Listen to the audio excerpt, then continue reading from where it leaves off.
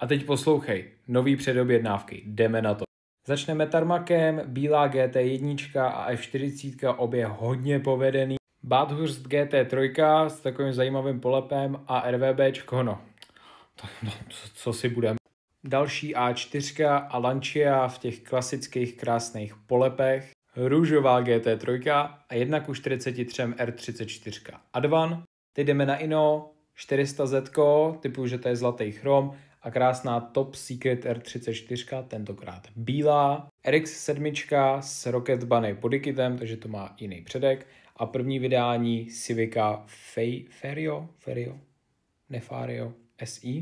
Žlutá MR2, roztomilý a jako další značka, co se přidává ke 190Ečku je Ino. Já se nestěžuju, já je mám rád, protože to je pěkný auto. Pokračujeme BBRkem, SF90, 296 a 12 cylindry. Neumím to říct italsky, omlouvám se. Minimixík od Poprace, tady je Corolla, je to nový tooling, neboli úplně nový autíčko.